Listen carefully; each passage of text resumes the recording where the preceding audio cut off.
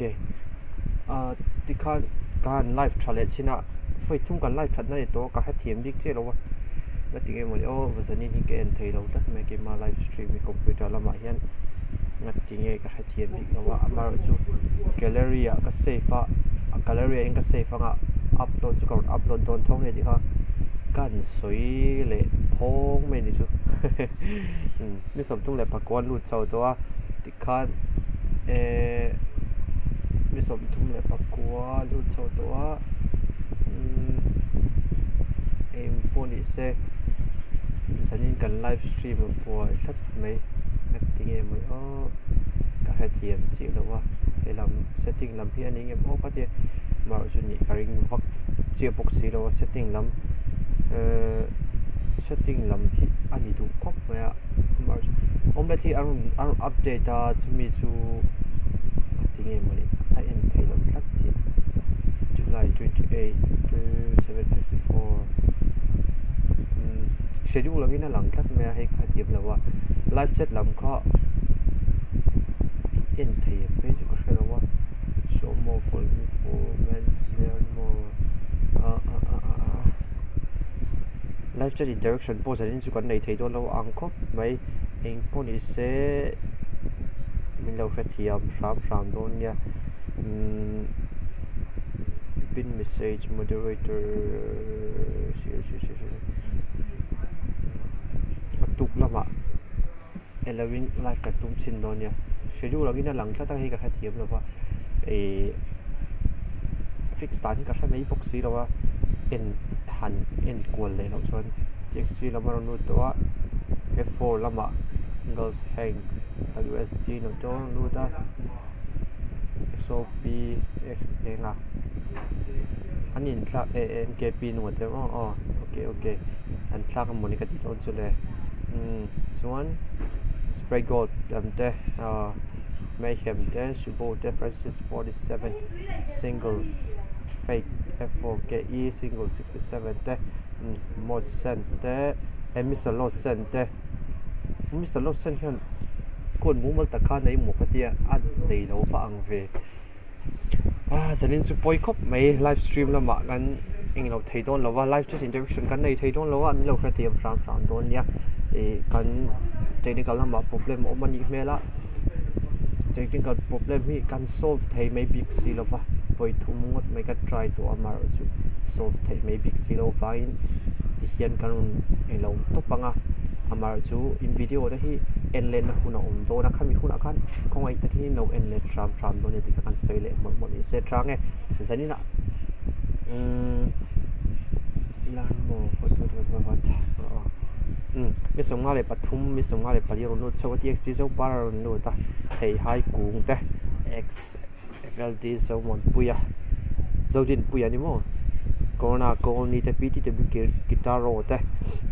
patia ke adb te csme te an mu nom le kep to ni sin kan player te hit mu nom le kep to anga yang eng pon is se live streaming hi Zanina nei thei lo su poi khop ma este in enlet tu ni chon ku pahat karun share le do na no enlet le nga chon live lama mi lo clear tu te in ko mi shet tian me kan deal tak me mi se Zanina chuan room hi 7 days sang chi kan karun host do na hem zo hian hindu le kanau hian a room min man tira 7 days sang chi kan karun host do na na tu zana te pom le zel do na ni sari chung chu om ri ku viau do ni ti ka karun soi le pon ni se technical lama problem om mani ne mo chuan karun host ngar turangai le ni sari chung ka chu room kat kan tinga sayang kan book lock kan open lock to ni ti kan soi le se chunam te poi open for all cha om khop me mar chu olu tu hin an thanem thin lo wa emian quarantine na mani ina ne la je pe na chu wan chon chunam te poi ho cha om khop me mar chu lut turin om lo hi chon nuwa la ol ve tu ka nawa start thei o start thei o 8:50 na niya start thei ngạc lâu start rồi.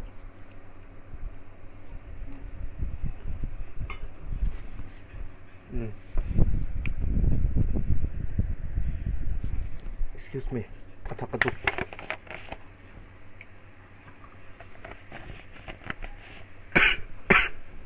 Excuse.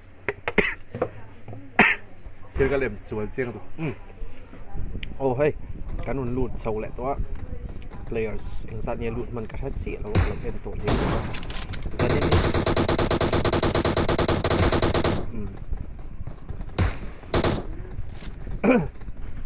Tian mi som lu le pa ti lut mana nge kan full low ti chuan ria ma ro tu. Hey mi zo ke le tu rian lu san le rian le som le panga ta ko sta to tiang ren te khan om ti na. Di le pak chi ni dong ni. Du sak ta ka mirun lu sak tu te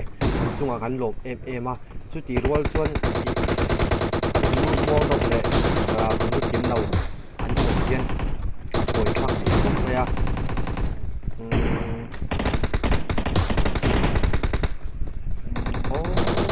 so the graphic set ko ava poi ke be graphic set lo extreme kan apero impon ise ke en thei tho tu ranga yang Daria le som par ko to e khan team slot 1 team 1 slot 1 tang hi kan share zung corona call ni BTW guitar rote patia ke biat boy ni ngai tu ni CSM te number 2 slot 2 na Mr. Marso te 4A Moody te SRSS sangi te I am slot number 3 I am Psycho I am Mr. X Mr. Fates FC the Bills the Blues ni hi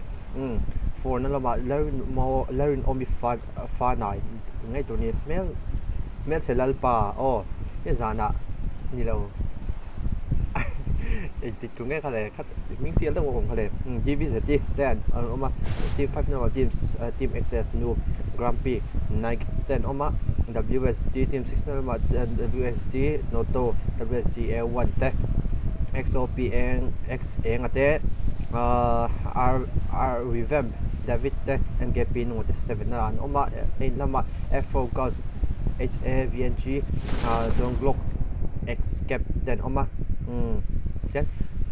8 clan hit here potang engagement night to engagement hela military base lama hian an in thak chila ni an in thak chila hen ding pui omai ding pui nge mai kha ding pui oman mari perspective in and calls la atrange ding pui oma ta th la cobra oma machine gun then vs zo vs duku og omboka vs ding pui omboka ni ta an pela ma hian team 15 lam tr havana oma tr dina an tr dina omboka he ta ta war lama din din hian mu thut mai thani chin khan an en ulu khop ma havana he ta oma chen pa support belot arop te thai nge mo chu ang police engagement om tu kan enjoy nga helam po an lo in thak chilem ni helam a hian venom te team 22 lam te kha prison bia lama hian DMCC ke te red mafia te mezo te an retreat tu ngai tu ni lama hian pahni la ta hian ngam lo do em ni ka thelo blue face op hela ba TXG lam an lo in kap kholam nge TXG lam kan lo om ni TXG lam in shotgun ten hela rozok lam ni rozok area kan enang Mr. Lodsen Mr. Lodsen an lo no kan ni mo ava point chin ve Mr. Lodsen alo tu lui mai Mr. Lodsen la ba lo tu lui mai ma jo chen atim de point de sen nei ma 25 thai mela team S drama oma DJ Kettler oma alo dira ma jo ekeme no pa last man standing tikhan TXG ava pui kep ve TXG lam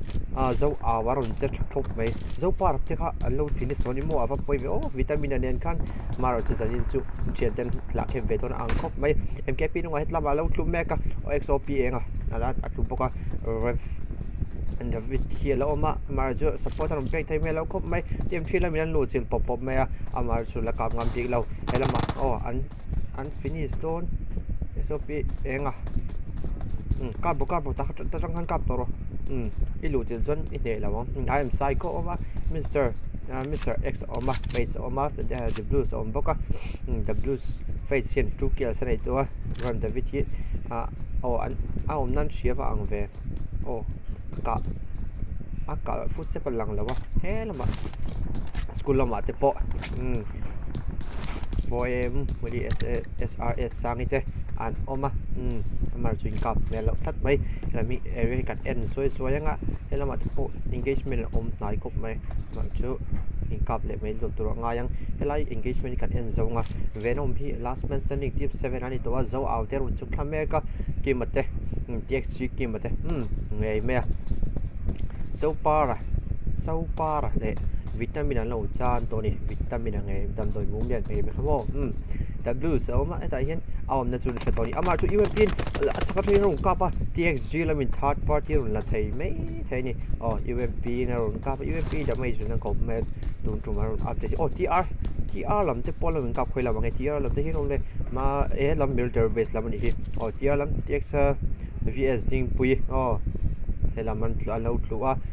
vs2 goal tr havana I don't need 2 versus 3 situation maro chu in divide run nga khop mai helama chun online divide zo in om na khat klemin sai zo man lo ti hian last the over to open ama lo chila ama ti khan tr din havana nen aron ding chang ta ni havana nge mai helama hian 3 kills aron nei to ni report se single lampur mon engagement helama hian lo siam severny lama severny lama ngai mai severny lama ngai mai engagement lo siam kill an lo kill der to mi an lo kill der to ni kha va poi kip kan en man lo helama severny lama wizard then ama hey boom te askit 06 og ni mo 066 der ji hin angla tu ka sorry guys CSME te corona call ni te helama lo le shift mega amar chu engagement la siam melo helama hi engagement om tu ni ro jok lama kan thlan phei leng ha langa helama the blues te oma fates net Mr. X net psycho net amaro chu anin nei iviau na chu anin ka tu mai big lo ni sa ka tang en hian an ming hi bo thi na en a har khop me to ara sa tang drone view hian en an nuam sin le chu le kan thuri si lo update a hian thil dang na ming an te footprint te polang thei to lo khela har to me run te aron sei ni anin kap mai thei kap lo mai thei ti vel ani da kon 3 man ma so flank to ren right la man ti pay me ka ma ching kap mai me lo khop mai ha ta Chico te Chico Luis ma Chico Luis le Chico IQ MA team 19 hi team 19 a hian IQ ne ni hero lu ni Chico te ta blue face op te kha prison la om ni prison la man la om ni ta venom lam hi an plan sia ka ni rek mafia te dm cc ke te venom po te mizo te tiktok 5 mizo te mai single effect dg atxg ki ma ten lo win nok helama kan en pay nga lang ki ba khan fates ngai mai kha 2 kills nei to ngai mai kha alo nok ani bok lui mai ti kha w spot lo nok vele cover helama hian Mr. X over Mr. X what txg ki man alo nok vele nga la zo awa nale txg ki ma hian 3 nok san nei to an push chu hun to via wani eng poni se txg ki ma Atlanta amar chu ti khan txg ki man run wipe there mai 4 kills lai run nei to mai op kep kop mai zo aw ne run che run che poi viau ni sang ite hi school hi la chu saran tum mel khop me eng poni se run chu san wat turangai thong live stream interaction kan thei lo zanin kha kan ti pal leo technical lama harsatna kan ne ya hoi milo thatiam shram to nya f4 clock het lama oma escape nan gr girls havng itu cheer mai lo chon ka hatiam lo lam mai hi har sa ni in mi har the tu ka tu ba jon dia ma cc ke ten shift pay max zera margin split ve via wani helama first airdrop ni airdrop alo tra airdrop kan enang engi airdrop pa hian engi kan enang mk14 mani level 3 gear ne pui kip ala chun van nei viewang helama hoi pila mak vs mua te childum te anoma lam WSD lam te po an la man molo khop mai A1 no cho ma ti zani arun lut kim lo na sa khop mai mar chle an thiam lo ni lo tu angai la tham mai nge single fake te ka he la man va kala drop man la mi single fake te la lo la lo single fake te he la me focus lam te he la ma yan lo win nok plat mai an lo win nok plat mai he la ma hian spexual ni mo gel sa tua amar chu abok tuai mai Mr. Helama Arun kap na sa khop mai Mr. Marso Kanarun no kani for Moody oma Helama M16 F4 net SRS sangi hi spray hi at chelo ni soi top man voina kanin tonga ka ti kha ka thi ban thata ma hello ho kha de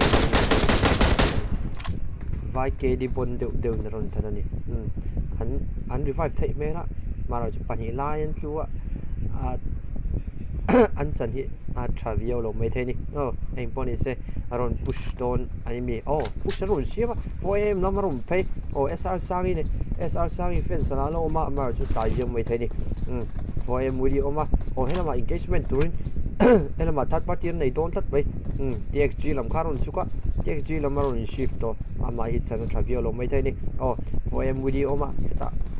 flying maker Mr. Marso boka ta TXG so out school maron pay to TXG kimanen marajle heta hian sangi kha tir thre hau lo mai share ni chun chan travio lo mai sangi ko lo vai si ve marajron mua so bona bok thro mai bok kro mai in chunga lut man don ang ko marajlu lut man lo TXG kimanen nok tat mai ava op kep ev step se chu step tu mai theni amarju atare ko lo ni dikhan an mani hian an in revive le dona anga revive an CM le dona anga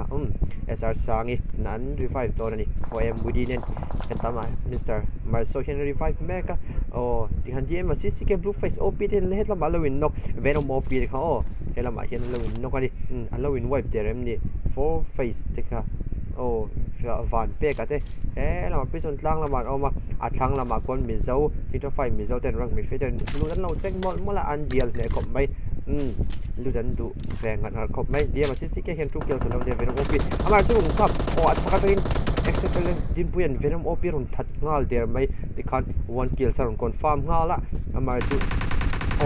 ka chun so ma dikhan red mafia pot tu vel engal red mafia tahan mi tito fai mi zo lo ma dia ma CC ke lo ma amar chu le achak lama changa rung ka pan ni high ground advantage m mai khan ne an chan ten view mai theni hitla ma chon sa kalin khuap pila athapen ka ria khoi a ma hen ti hit hala ma via lino bo hian flying around ne right flank chon te hian 2x scope nen game nen alo cover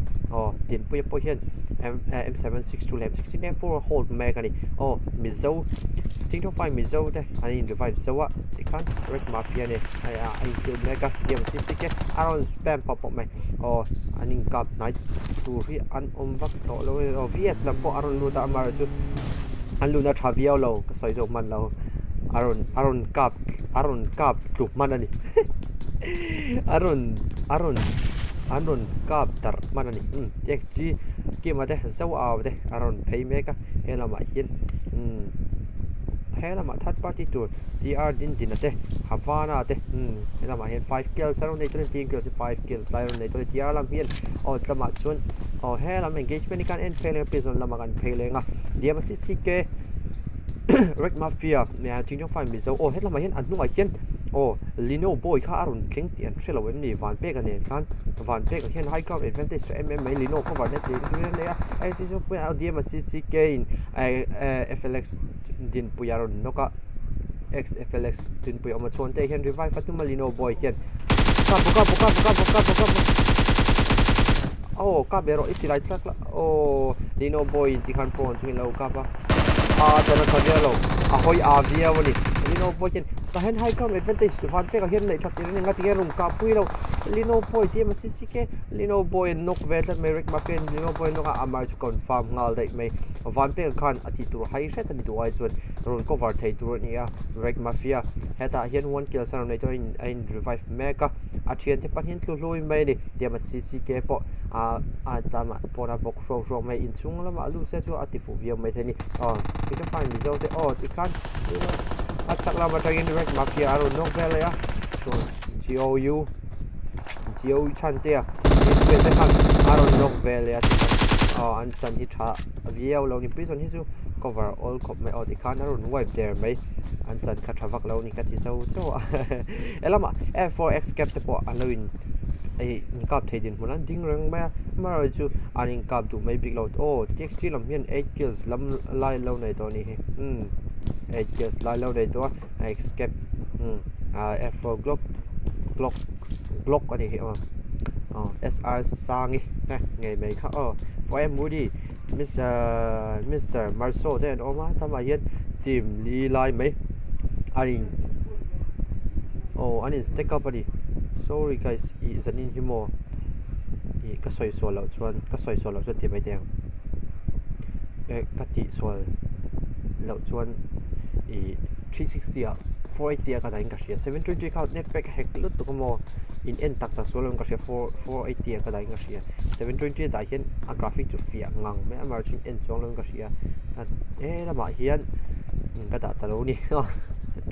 hey boom te wizard te askit te ha single 767 te helama 6 single fake te 1 kills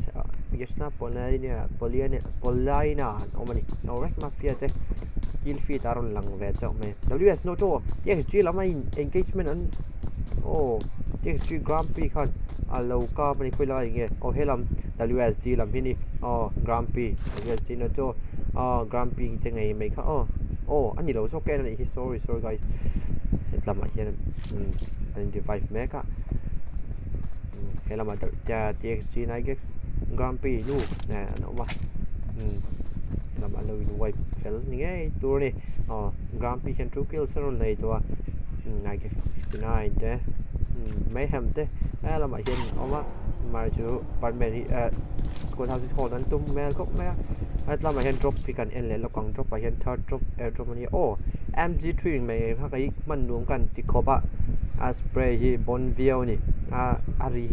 ari ti kan ting smooth ni spray hi smooth khop me ki chuk man nuam ka ti khop me ngai dam page ko travel le han udi 4M udi havana in down ni din kan ko waron page khop mai udi lai hi hold tiam ha ko me third party run vai chon TR din ate an lawin nok vele ta ne sorry guys kill fit aron lang tlai don ask it OG lalrin moi fa nai khoi lai nge an lawin ka ask it lam he lam hi ni kan en pan to nem we kan en man lo me ask it OG lalrin omi fa nai mel chedal pa le khan lo down le lama hian thikel style lo nei to me ava poi kep fe kan en man lo sorry guys heta Havana no nok vele to shit Havana kan lo finish em ni en thei lo tat ti akal zum chin lo hi poi thak Havana kan lo finish ani mo Havana kan lo finish ani give up poi kep ve Havana for it amai ta ke lo bulo ni an kap so an yong to ko mai hela ma che kim male ti ti no ni da uji no ka pa ma block ken ka pa an ti pa ko amai ta ra pa biao lo ni ti ka che ji la min arun wai vele there mai ava poi kip ke van gai kip right there ne ti ka 12 years like TXT lam min ron nei to ni mar chu hela ma in chung la ma hian SR sangi de an lo ma third party thei rin chun ya mar chu arun la third party lo mai bua zuk chu class chu alo in device to ni widi kha alo device to ni hi third party se chu anti fu via mai thani two man so ni tin shalo tat mai anin kap zawai lama zon la maru shift phai don loma hello he anin alo game tra m kep mai ni important set ye si so wa den revive zawaron so don ni arin pai le tap tong so TXT ke manen TXG ki ma hian 8 kills la le te alo nei to TXG zo a hian 2 kills lo nei to an team kills 12 fani helama CSME te corona colony te BTW kitaro te patia KK beat boy bad boy te aron du doni askit po helama OG askit OG te high boom te wizard te po helama anlat hamuang khop me single fake te po helama la omani single fake 67 chikato helama anlo nok khoila nge lo in no hela hi ni hi shit not here what a boom tai hian amar chu 2ZE 4ME 2 4ME khan lo chan ni Francis K47 khan ka po me spray god thei don em kan enang chico ji IQ chico IQ gen 1 kill kilo to 2 men gen ni Nike step arun nai khop mai chico hi kan en lo kang Luis chico Luis net spray god thian arun spray god thei don em kan enang Francis K47 team kill san nei lo ni hian mai ham subo then omani helama engagement om le pop tura ngai la kan stress solo chon helama airdrop lo tlani hi airdrop 4 airdrop kan en lokang 4 airdrop kan en vele lokang AWM OPM mai kha omani AWM alla chun van ai view mai the friend decision la ka tu me la do lo ni la do lo ni ang khop mai helama TXG lam pol la engage keep max la amar chu push dan an review mai thani lama nung lama oma wizard thian mulo aba boy tla amar jo be lama mu bi ka be la mu bi ka no ti khan SR sangi na no vea ti kan 1.1 in amar chun wipe le tatlat mai footstep pi poi mo tiang a chon footstep a poi mo khop mai in surprise thuti already text kim khan kim khan ka ti la thin kim khan arun tep keu ma askit lam chun lo lain rotate video ni la lau kep ni ngai to ni chico Luis te chico IQ te an la oma tla ma chen an la tha la muang video ni te chico ma ta hian kills arun nei nem to comment arun dominate video ni team kills 15 line arun nei to hian team we tan la damani ole helama hin ho te kan la spec lo mi van pe kan spec to lino boy kan lo chana mi ta hi question lam la tu dominate tu te khan lo ni 4 kills line lo nei ve to ni dia ma CCK te thatu khamo le single FK te hi in rotate an tu mani mel khop me amar chu ke nan kala anti fu viau ngem ka shalova mar chu ke kal thi a him chin te po ma foot sound hi kan petlem de ka motor chu ra kha tang pun sound shit theya chu teng vel junior TXG na gex te hi nga tinge engagement siam wa kan tum lo ang khop mai sa hi chicken run tum ru khop mai grand p te helama hian compound an lo hold me ka merge on compound hold thi zone in atlan san tlat mai TXG ki ma te por lu ngai do na helama CSME te po CSME oma 0 kills an ni apate ki BAD BTW kitaro te corona colony te na le engage an la in san kem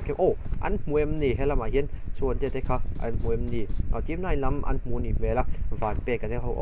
ela M24 in around ka pa M24 mangi kan erang helama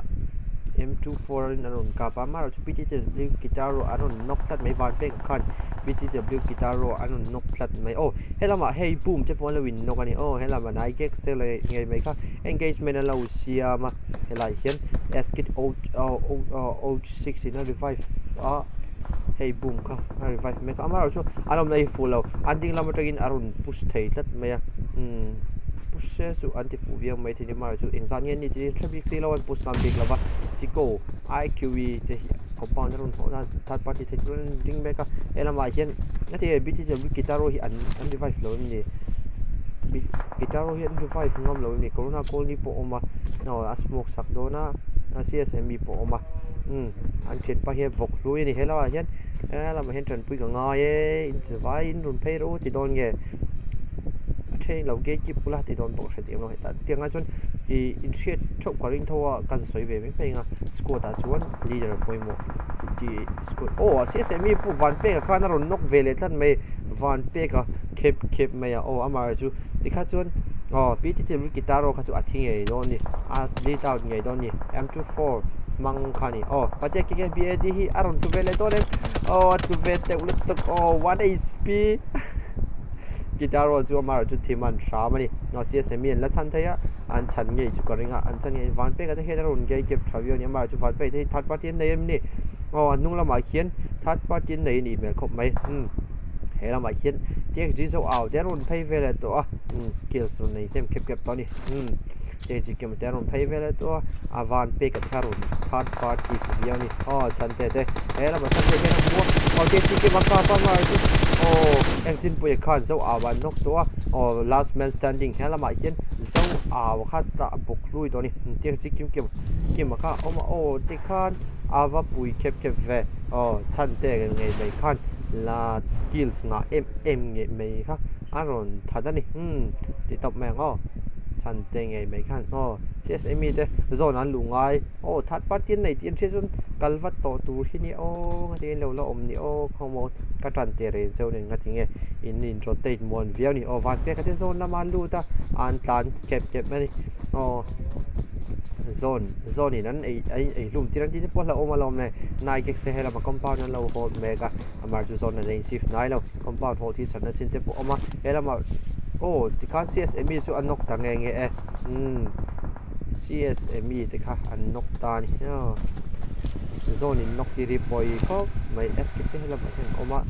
skip po OD hey bu po ka hey bu po ron no ke hey bu po M763 Chico Luisin Aron Noka Chico Luisin Aron IQE Etlama Oma Chico Luis on Boka last man standing wizard hit dan vang mai in shift biao chungai me te ti khan Chico lamten kama spray gold lamten compound and low hold the team 25 versus team 5 9 versus spray gold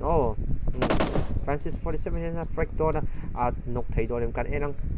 OP nei do dem OP nei tat mai TXG nu ban what the heck what a frag push to hun to via wani van te ka te single fake FK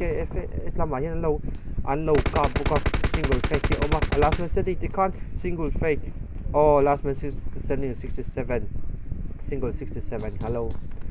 tela TXG lama low in revive sawa an retreat an ton long set chungai do ni din pui te lama high ground advantage MM mai lo na ya team kills 9 line lo nei to ni